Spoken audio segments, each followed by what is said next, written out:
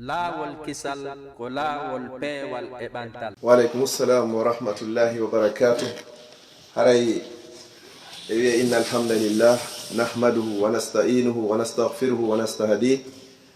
wa na'udhu billahi ta'ala min shururi anfusina wa min sayyiati a'malina innahu man yahdihillahu fala mudilla lahu wa man yudlil fala hadiya lahu wa ashhadu an la ilaha illa Allah wahdahu la sharika lahu wa ashhadu anna Muhammadan abduhu wa rasuluhu. Amma ba'du. Assalamu alaikum wa rahmatullahi wa barakatuh. Haray inshallah no Sheikh Abdul Wahhab jakite holliri non ko waɗayno yewtere nden ko mawɓe men ala jihadi. Haray hiɗen lontade ɓe inshallah fi wata manki dars alluwal sumayenga ko ɓe yewtayno en ga ko sababuji ko watta fi lette gabru. Yewtanoma hecci hanki fi mayde hanki no hanano yewtede nun fi nemaji ɗin ka gabru. Hande ko yewteteno ko fi sababuji ko watta ha goɗɗo o lette ka nder gabru makko. Yo Allah dannu en lette gabru. Haray ado en natande yewtere nden hiɗen juula e nelaɗo sallallahu alayhi wa sallam kanko e ɓeygure makko nden fo e sahabaɓe makko ɓen. Ka nelaɗo sallallahu alayhi wa sallam maaki mi andintina ɗon ɗe yewde fi lette gabru no tawa wo e ko teddinoyta balance goɗɗo yawmal qiyama. Haray konguɗi ɗiɗi newiɗi wowlugol ka ɗengal teddinoyayɗi sikeli on tigi moƴƴi ɗin yawmal qiyama. Tawta ɗin konguɗi ɗon ɗiɗi kadi Allah no yiɗi ɗi kadi. Si a wowlugol ndeɗa wowlaɗi ɗi teddaka ɗengal, kono sa wowli nde wotere teddinoyay moƴƴi maɗin. Haray Allah kadi no yiɗi himo weltori. Allah kadi o happari ko laabi jelu wowlete ko ya wowlu fodde hiɗa waari na laabi joyi ma temedere ma wulure ko fofango e artirango ko ya wowlu. ɓe maaki hon ɗum ko hadis wo kalimatani khafifatani ala lisani thaqilatani fil mizani habibatani ila rrahmani. ko honɗi woni ɗin ko wi'ugol subhanallahi wa bihamdihi subhanallahi al-azim. wolugol ɗum ɗo se ndaari len tawa ɗi tedda few metta wolugol subhanallahi wa bihamdihi subhanallahi al-azim. moko basi heɓi ɗum laabi wulure nder ñallal haray balance makko on teddoya yawmal qiyama. yo Allah teddiniri balance men on sabu moƴƴi ɗen ko hunde nde a wattanta hakkil kono jonnete piiji buy moƴƴere buy non. wolugol ɗum ɗo na yinnugol tun ko so tawi hiɗa salligi ma hiɗa ka juulirde ma ɗum so tawi hiɗa fewti qibla ma si tawi hara ko sonnajo innugol simo laaɓi ma o laaɓa landaki ɗum. hay so tawi ka kiisi woni hara himo defude sowno wiye ko yawi subhanallahi wa bihamdihi subhanallahi lazim. wo ɗum ɗo teddino e moƴƴi maɗi yawmal qiyama. yo Allah teddinoy en peese men moƴƴe ɗen. nelaɗo sallallahu alayhi wa sallam noon ɓe maaki ɓay hiɗen faalayo teddoy. Allah kadi ko ɗum o inni fa amma man thaqulat mawazinuhu fa huwa fi ishati radiya. kala mo moƴƴi ɗen teddoy yawmal qiyama o wono yehe nder gurdan nguure hara himo welti himo yarlana kadi. ɗum ɗo no tawa e ko teddinoyta moƴƴi maɗi yawmal qiyama. wata weddito e wowlugol sifa ɗum ɗo. ɗum ɗo hino ɓuri ko goɗɗo wattata ɗo joni écouteur ka noppi mum ɗo hara no heɗo ton ko Allah yiɗi ko Allah yarlaki.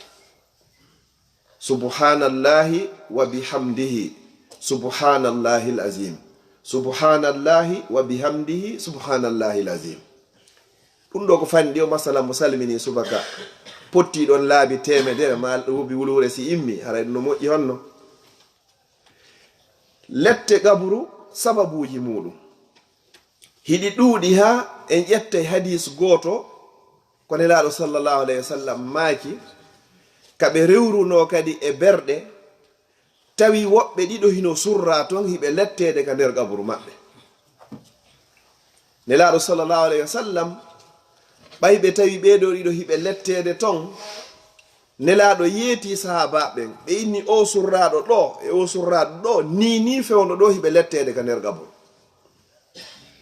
on say sahabaɓe landi ko fi honɗum ɓe wona e lettanede ka nder gabru. nelaɗo sallallahu alaihi wasallam e maaki woɓe ala lettirede ɗo sabu bakkatu wi jani mawnugi sifa ɗi sikketen ɗin par ce que bakkatuji jani ɗin halkayɗi ɗin assabu'ul mubiqat jeɗɗi halkayɗi ɗin aranum ɗum ko shirku ɗiɗaɓum ɗum ko bile yagal tati on ko ittugol wonki nayi on riwaya goɓe addi ko ƴaggalngol yumma e baaba nokkel goɓe inni ko zina nayi nokkel goɓe addi ko ñaamugol jawdi riba hikkoɗon kadi ñaamugol jawdi alyatima hikkoɗon toñirgol ɓeygu mum ma toñirgol moodi mum zina haramara dalil sakkitoyro hunkun e dogugol ñande hare gere hakkunde julɓe e heferɓe wula tun on tigi laawo few ɗiɗon tawa e jeɗɗiji halkayɗi ɗin ñamugol jawdi alyatima no hulɓini moƴƴanon mo ñaami jawdi alyatima ko yiite woni ko ñaami mo teyke pas kadi ñaami riba haray yo heblo gere molnaɗo hakkunde makko kanko e Allah subhanahu wa taala ko ɗum aya qur'ana o wi amma no shirku on soɗo ɓe ɗum ɗon wolete yo Allah dandu en e shirkangol mo hara hiɗen andi ma en anda joni noon ɗiɗo woni jeɗɗi halkayɗi ɗin joni noon tawi wona ɗiɗo fop woni ɓeeɗo ɗiɗo ko wona lettirede ka nder gabo ko fi hon ɗum ɓe inni oɗo ko wonanno e lettirede hari so hibbino ndiyam bi mana so gayni bawlugol o laɓɓintinotako o bawlay ha o gayna o wattita nder ton hara o ƴettari ndiyam ɗum ɗo no tawa e lette qabru ko goɗɗo lettiroyte ko fi hon ɗum noon si goɗɗo wano joni enen wuruɓe occident gaɓen hino waɗaka on tigi daroto ha gayna hibba ndiyam hara non ɓe waɗaɗo ndiyam an kay non ronka wattangol hakkil addora ndiyam ma ɗum sa gayni a faaloyama juuloygol yeggita wonnema de a hibbino ndiyam a laɓɓinaki on tigi juulira non hara julde nden nde woni négatif ɗum ɗon tawa ko letti on tigi kon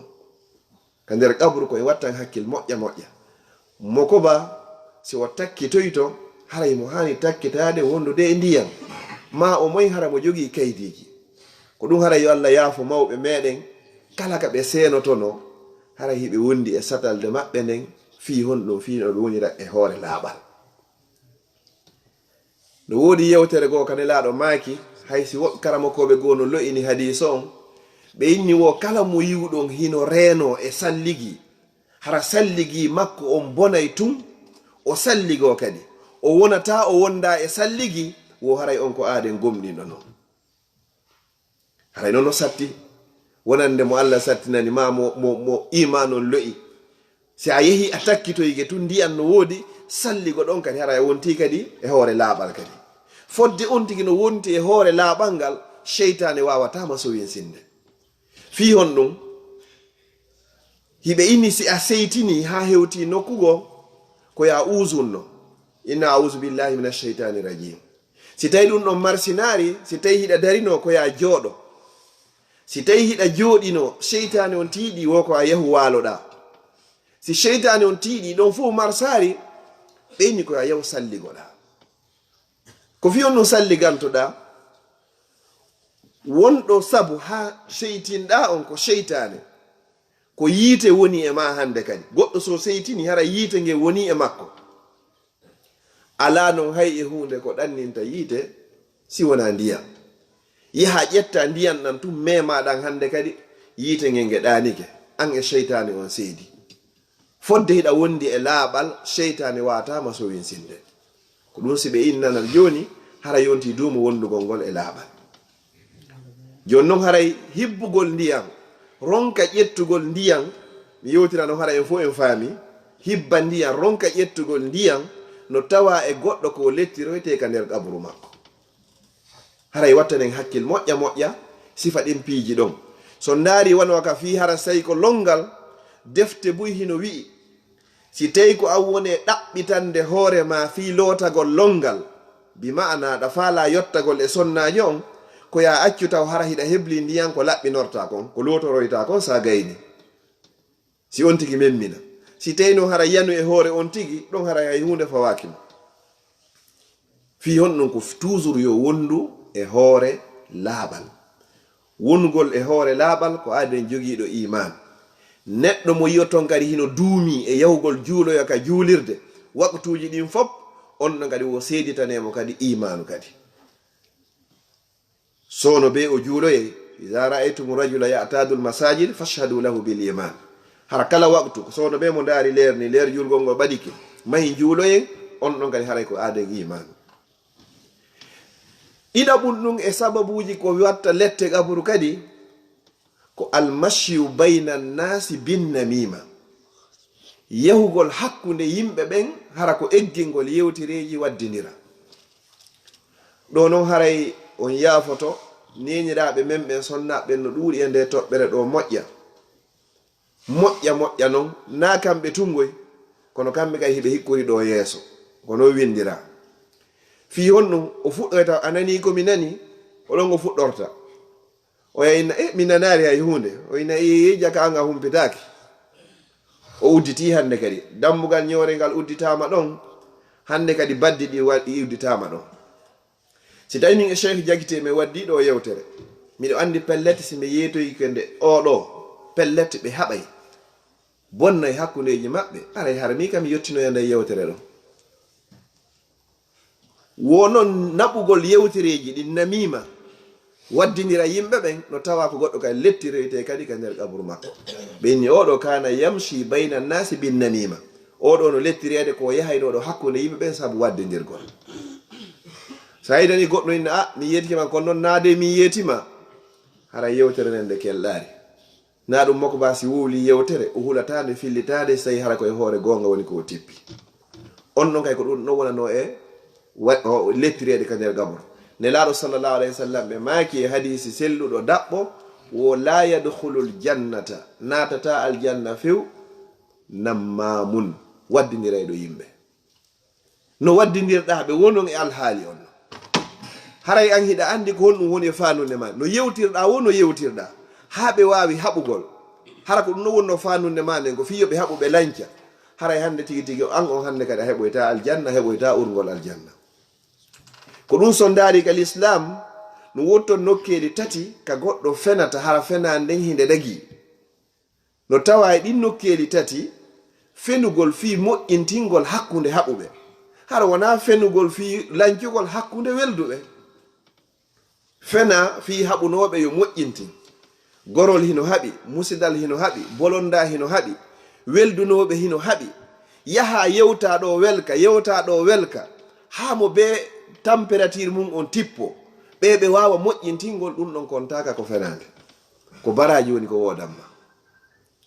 amma noon an si tawi ko contraire on ɓeɗo fof hino weldi cheytane lombaki hakkundeji maɓɓe an yaha noon hande kadi etoɗa ha hande kan ndeɗa iwa ɗon hara goto e maɓɓe hollata o ya boddi andu an on hara e heɓoyta ha e urgol aljanna ñande be ñande si weeti cheytane o wiyeteɗo iblis o nodda e konu makko ngum fop o waɗa congrès molnaɗo o immina ɗi fop majji yo ɗi yahuɗi majjinoya jiyaɓe allah ɓen ɓiɓɓe adama ɓe si wonoyi ha kikiɗe o noddita fop kadi kumbe arta waɗugol contrandi ko honɗum ko golloy e nder ñallal ngal cheytaneru goo ara inna min mi yahuno mi tawi kaarijo hari o heɗota ko musique mi sowinsinanimo ɗon ha hande kadi mi acci o heɗoto musique o acciti heɗagol Qur'an joni ko musique o heɗoto cheytane banto kunno inna diroto an hay hunde a golloyare ɗum no fandi gokkungo kadi ara inna mi yahno mi tawi kaarijo o fimata cigarette wona fi drogue kono mi yehi mi sowinsinanimo ɗon ha hande kadi mi acci o watti fimugol cheytane inna an kadi hay hunde a waɗoyare diru o sofina kunɗon kay dira gokkungo kadi ara waɗugol contrat ndi inna mi yawno mi tawimo hari o yarata beere hay ka beere woniri o natata ɗon hande mi accu tigi tigi on o yaray o sula ha o tunina coñci makko cheytane banto kunɗon kay wina diru an kadi hay hunde a golloyare ɗum no fandi gokku ngo kadi ara waɗa contrandi mi yawno mi tawi mo hay o darata debbo janano wona fere o salmina kono hande tigi tigi on ala ko welata mo ɓuri waɗugol jina seytani inna diro an kadi hay hunde a waɗo yaade ko ni kala bakkatuji ɗi anduɗen ɗin seytaneru be aray waɗa contrandi kono iblisa darata ɗum ɗon foppo hino fanɗanimo gotum arayata o inna an kadi ko honno waɗɗa o inna mi yawno mi tawi kaarijo e kaarijo ma mi yawno mi tawi aaden e ɓeygu mum ɓe hiɓe weldi hattirde e weldugol ma yimɓe ɗiɗo hiɓe weldiri sabi Allah ka yiɗa oya o a yiyay oya ko oya seytini o so yi oya oya yewtimo tun o weltoto hande mi addi mi naadi konnago e haasidankaku mi feni mi waddidiriɓe kami iwata ɗo nini fewnɗo ton hari goto e maɓɓe hollata oya boddi seytani na wala ɓanna on ɗon o winno ka woni fedde anden ko an tigi woni komi faala ko an woni ko golloyi ko fi honɗum noon tawata oɗa sowin sini oɗa yari beera oɗa jeeni oɗa wujji oɗa feni oɗa jetti oɗa ñamiri ba waɗi piiji ɗin fof tawata ɗin ɗon fop hino fanɗani iblisa ko o etiɗo ha lancidiri hakkude weldunoɓe ko oɗo woni ko golli kon pour lui ko fi hon non ko so tawi en weldi si wawi en nafidirde si tawi en hasodiri konnago woni hakkudeji meɗen en wawata nafidirde Allah inni ka deftere makko al akhillau yawma idhin ba'duhum li ba'din aduwwun illa al muttaqin kala yimɓe weldirɓe hara hina fi Allah ɓe añiniroye kono sey ko fi Allah woni ko weldira ɓeɗo ɓe wawa nafinirde ɓe weldirɓe fi Allah ɗo kadi hiɓe tawa e jeeɗi ɗoɓe ɓen ɓe Allah ɗowdinoyta ka ley ɗowdi arshi makko yawmal qiyama ñande tawata ɗowdi o ala sina ɗowdi arshi Allah nde wa rajulani tahabba fillah worɓe ɗiɗo ma sonnaɓe ɗiɗo weldirɓe fi Allah ijtama alayhi wa tafarraga alayhi si ɓe moɓodira fi Allah si ɓe serti kadi ɓe sertay hala ko fi Allah toɓɓe ɗiɗi ɗo ko wonta sabu goɗɗo o lette ka gabor takkitago ronka ƴettugol ndiyam e yawgol hakkuneji yimɓe ɓen hara ko sabu baddi no tawa kadi e goɗɗo ko lettiroyte ka gabru makko neɗɗo mo Allah yeññani feere o heɓi jawdi o sali ittande jawdi ndin zakka so o natoyi ka nder gabru makko Allah ƴettay jawdi ndi o heɓuno ndin watta mboddi bolli molanangi hara hakke ko ndi jogi tooke leeɓi hay hunde ala e hoore may mboddi nin ko ndi o lettirte ndi soppa mo bimbi e kiikiiɗe ka nder gabru makko hara mboddi ndi no innama honɗum ko min woni jawdi ma ndin ana kanzo ko wa ana maaluko ko min wonno ngalu ma ngun ko min wonno jawle ɗe heɓunoɗa ɗen fop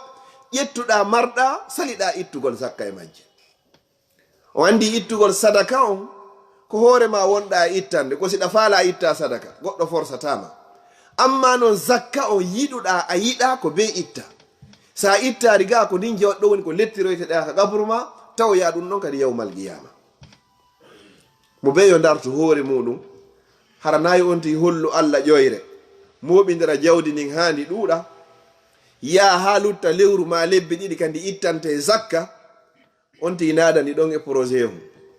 ma nadani ɗon e marchandise o ɗon hande kadi ɗum fop hara ko fiyodi échappe hara ndi ittanaka zakka Allah himo andi o inni ɗe jawle ɗe o ƴetti o jonni en o halfin en ɗe ko darugol ko honno waweten gollitirde ɗe jawle kono wona enen jeyɗe ñande faala wo o jaɓitay fop himo mari façon ji buyno o jaɓitirta jawdi ko joginoɗa ko ya ittan jawdi ndin zakka mayri on sina ɗum ko lette woni ko wodanma ka gabruma yawmal qiyama ko ɗum Allah yewti ka qur'an makko wallazina yaknizuna dhahaba wal fidda wala yunfigunaha fi sabilillah fabashshirhum bi azabin alim on infaqo ɗon na sadaka on non ko zakka on a ittantandi zakka o inno iley toon yawma yuhma alayha fi nari jahannam fatukwa biha ɗum tayine wattine sila ɗum pasire geece makko e ɓabbe makko Allah innamo haza ma kanastum li anfusikum ko ɗum ɗo wonno ko marannoɗon hoore moɗon e jawle mi jonnuma jawdi ndin añanɗa miskinɓe Allah ɓen e nder 1000 euro be 25 euro ko ɗum ɗo woni joddi ndin hannde. joni noon jawdi ndin a lettiramani ka qabru, lettirani ka yiite jahannam. hara hiɗa accidi ɓaawo ga kadi, hara hiɗa accidi ɓaawo ga ɓe accuɗa ga ɓen kadi ɓen ɗon kadi ronkadi utilisede kadi ka Allah yiɗi yarli kadi. haray woni conséquence ji ɗiɗi hannde kadi, woni bone e hoore bokote kadi. si tawino ndi lettira kama ka qaburu ton ko ay yanganide, ndi lettirama ma ɓaawo maga kadi, sabu si ndi gollitirama kadi ka Allah yiɗa yarlaki ga kadi, conséquence on kadi ko an woni ko ƴettata kadi. joni noon hina ɓaawo ga, hina yeeso to, ɗum ɗo fof ko fii ko dogunoɗa, ko ndiɗo dogunoɗa fiimum ronkimma juulugol waktu on e leer makko fiyo jawdi heɓo woni go'o. waktuji ɗin fof ko engoro juulirte, waktuji ɗin fof ko engoro juulirte, sabu ɗaɓɓoygol jawdi ndin. jokkereji en ɗan fof haray kupino, yahugol janngoya ɗum fof kupino sabu ɗaɓɓugol jawdi ndin. heɓugol julde jama ka juulirde ɗum kupino sabu ɗaɓɓoygol jawdi ndin. nana fiilo wona waɓutu, wona hay e hunde, ko golle ɗen. joni noon saloɗa wadde ɗum ɗo fop hande kadi conséquence muɗum on fop maya kadi accandi hara hay a ñamari ndi kadi, par ce que bitma on koyo ɗuuɗu tun wona yo ɗuyto. e hinde ko wiyete jawdi, imamu Shafawi o wi rahimahullah, wo bi'sa dirham waddananir la yanfa'anika hatta yufariqanika. wo boni ko wiyete kange e kalisi, euro e dollar. wo jawdi ndi ndi wawima nafude o tuma nde iwi e juuɗe ma,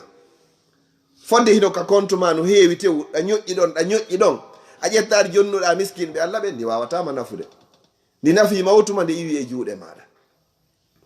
joni noon dare non joni, si tawi ka gurdam ma fof a dogi fi heɓugol jawdi ndin ɗon kadi a ƴetti a marindi, na coñci yeɗɗuɗi woni ko on tigi ɓornoto, wona e suudu yeɗɗudu woni ko on tigi waloto, wona ñamete moƴƴo woni ko o ñamata, wona e otowal yeɗɗugal woni ko o ƴewata, wona hay e hunde. no gasa hara o anda hay ko honto makka hikkori,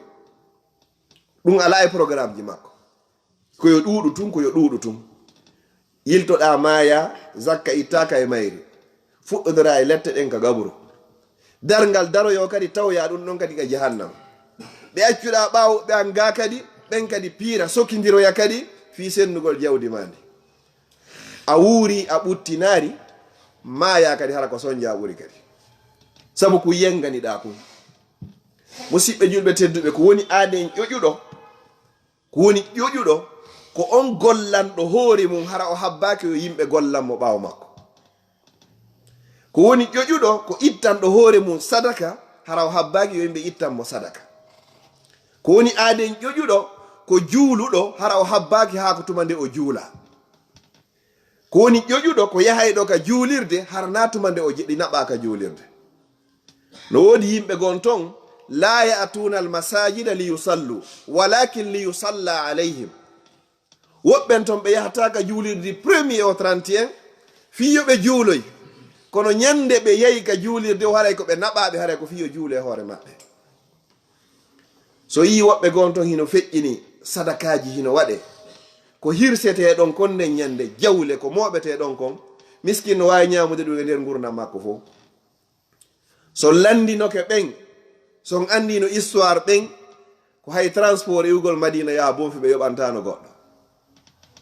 hande noon foppu pooco pacanne ɗon, hara miskin no welti puisque heɓano. ko ɗum mi waddiri e mawɓe goo ka fulawaji meɗen, min hiɗon andi hirsirgol ɗum ɗo on ni moƴƴirani, ɓeyni meɗen andi moƴƴirani, kono so tawi hinani menen kadi min heɓata hay hunde e juuɗe moɗon. laaɓi poyi hande kadi, tawi alaka feƴƴeɗon hande kadi. haray koye wattan hakkille musidɓe julɓe tedduɓe, tentini ene wuuruɓe Europe ɗo no jawdi heɓorta ɗo haray hino satti. a yahay ɗo nokkeji golle ɗo joni, geddi Allah ɗin hino ɓuri ɗoftareji Allah ɗin e nder mum. yo gande maka salmodirgol e ko feƴƴi yeeso ɗon, ɗiɗo fop haray imma ko an, imma ko sonnaji on, ma imma ko ɓiɓɓe ɓen, si tawi noon ɗum ɗo fof hino wadde tawi miskine Allah kadi ala heɓude ɗum ɗo dewal Allah ala kay wattede e hoore ɗum ɗo haqqe miskinɓe ɓe yaltinaka e mayri ɗo ndi marama tun ndi waɗaka ka moƴƴi wallahi conséquence on tawoyde ka gabru mi darnira yewtere ande honɗum toujours fii ka jawdi ɗo ne laaɗo sallallah alayhi wa sallam ɓe maaki lan tazula qadama abdin yawma alqiyama hatta yusala an arba enen ɗo fof meɗen kala bani adam yawma alqiyama teppere ma ndeya tawtoyta ndeya sina tuma nde Allah landima fi piiji nayyi a laɓɓinanayi mo ɗin ɗon pos ko kanko ɓuri andude ha fima kono a wolayɗi fof par détail si tawi noon ndeya teppere tawta ndeya piiji tati arani ɗin ka be ko landal gotal naya ɓunkun ko jawdi ndin ɗon ko lande ɗiɗi Allah landoytoma gurnama an shababik cuka yagal magal fewdo wonɗa suka no fewdorɗen ɗo ni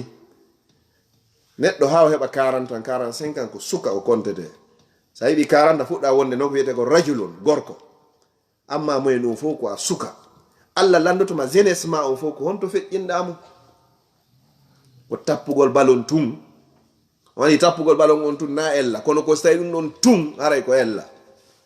ka koye honɗum Allah landoytoma ɗum ka wonɗa suka ɗon hay gañuma no falama ko honto yeɓuɗa cuka yagal magal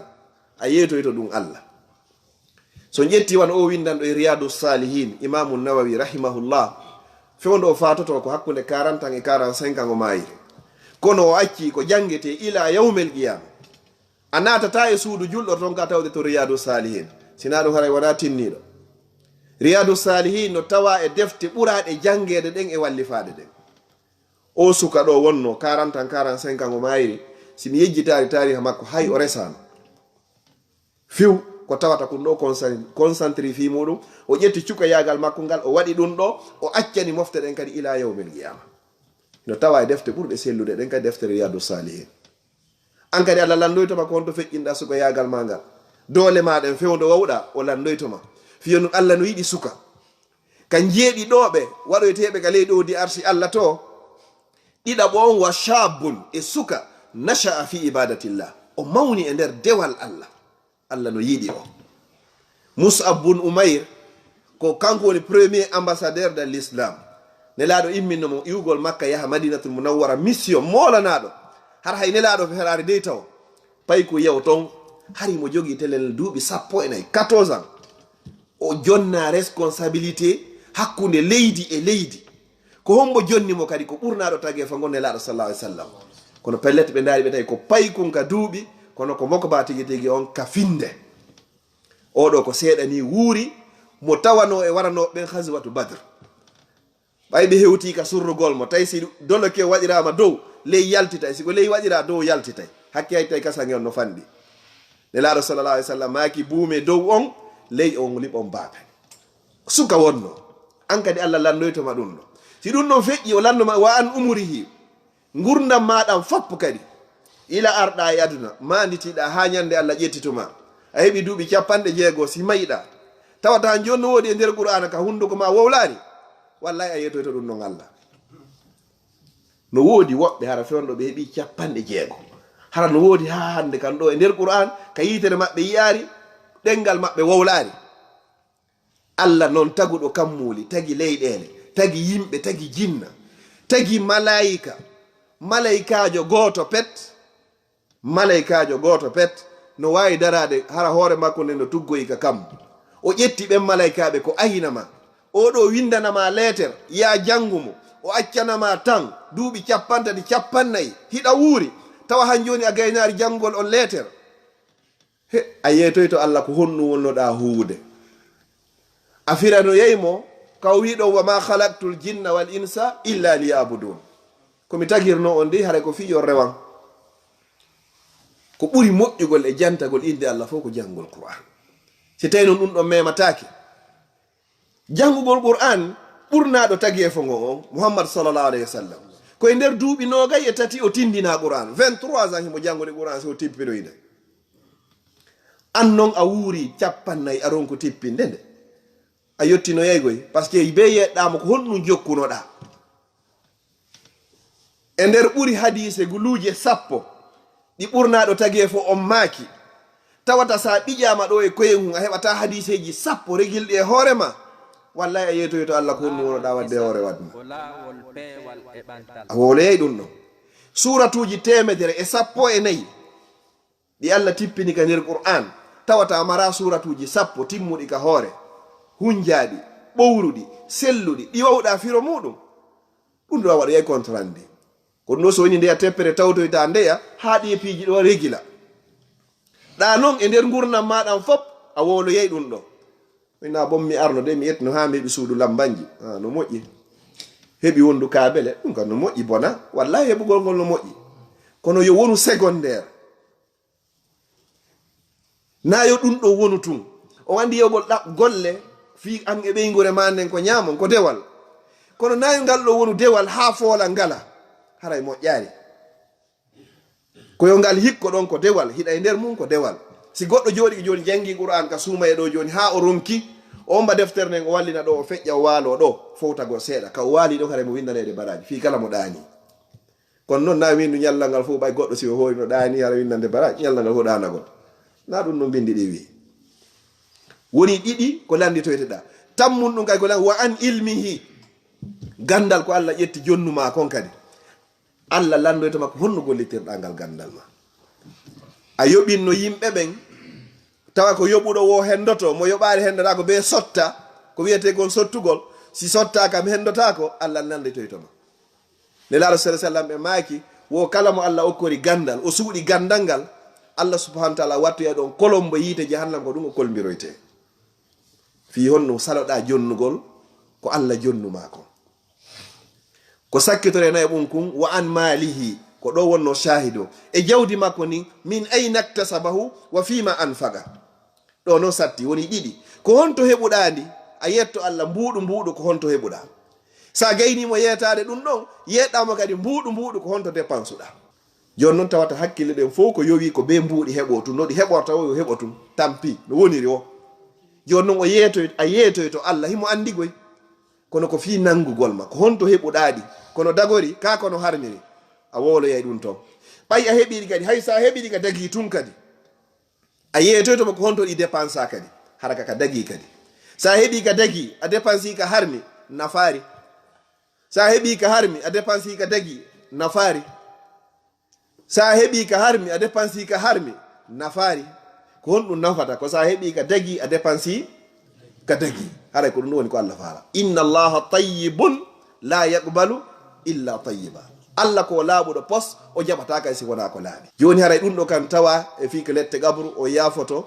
haray leero on feƴƴi haray inchallahu en gayntoy to ñande go mi turike rabbul ibadu on no moɓorɗen ɗo ni yo moɓinoro en ni kay ka aljanna makko firdawsil ala wonde e yaafede mi turike rabbul ibadi on o lette gabru e sababuji muɗum yo Allah danda on danda kala julɗo ka wawi wonirde hoore adna on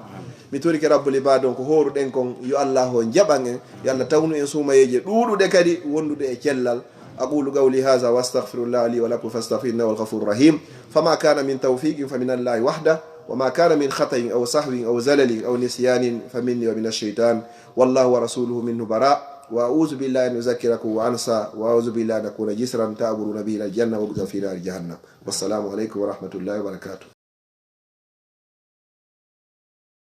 لا والكسل ولا والبي والإبانتال